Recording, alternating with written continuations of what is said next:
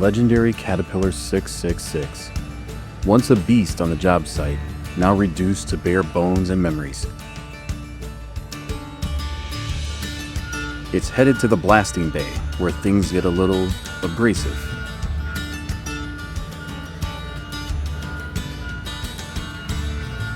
Big Red rolls the bowl of the machine like it's hauling ancient treasure, but what it's really delivering is decades of grease, grime, and hard-earned rust.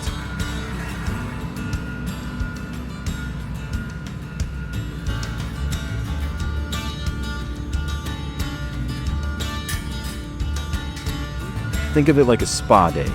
If your spa used high-pressure grit, sounded like a jet engine, and peeled off layers of metal fatigue instead of dead skin.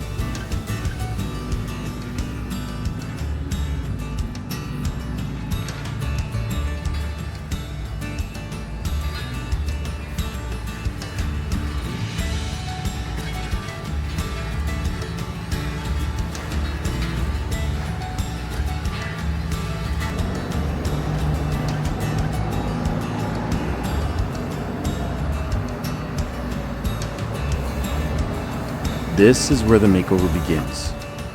And trust me, it ain't pretty, but it's necessary.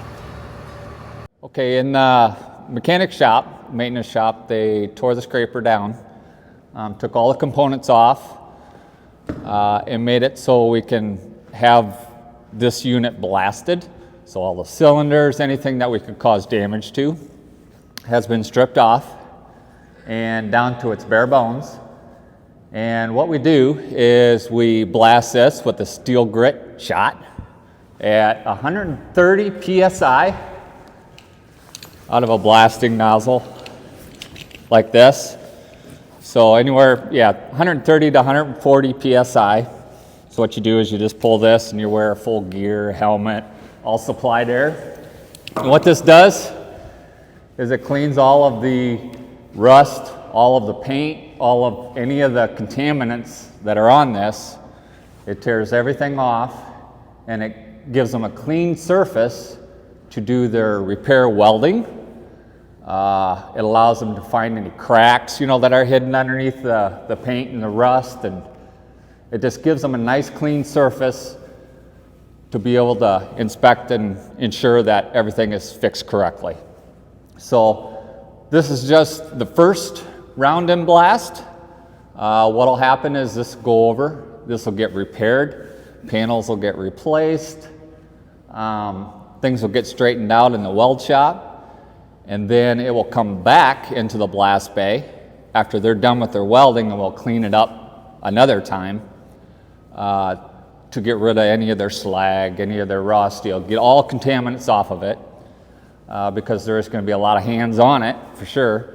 Any oil, anything like that has got to be cleaned off. So when we go through that painting process, and if we have filler work to do to it, that we got a nice clean surface, so we know that there's not going to be any chipping, any pinholing, any of them catastrophic things that happen in the paint world. So it's very important to have it clean, and you got one chance to make sure that everything is good before you put paint on, because when you put paint on, that's the finished product. You want it to look perfect. Before we do any blasting, we'll go through and we'll tape off serial tags and or any other components that could be exposed to the shot. That way it doesn't get in there and ruin it. And then back here, we also use felt to wrap the main components of anything that can't be blasted, as well as more serial tags. We go through and we clean the grease out, any oil, make sure there's no debris that can go flying. And then as you can see, this would be after it's been sandblasted and before it's been sandblasted, where the paint's really chippy. And basically the media will eliminate the rust and white it out. So that way it makes prep work for painting a heck of a lot easier. The shot that we use is basically metal shot. It's steel. And it's the finest grade that we can get to keep the profile. So when we go to paint it, we don't have to do too much prep work. It keeps the peaks and valleys are a lot finer than what it would be if we were to use something as per se the smaller steel balls or glass or anything like that. That and the life of this is a lot more reusable, because as it breaks down, we can continue to use it. And then eventually is what'll happen is it'll eventually break down to the point where the bag house will suck it out, and it will basically turn to dust. And it's gritty. It looks just basically like sand, except it's steel. It's all steel shot. So now I'm gonna suit up for the blasting process.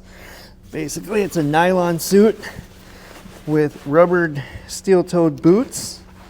The suit will basically protect me from any flying debris, like the shot that we will be using.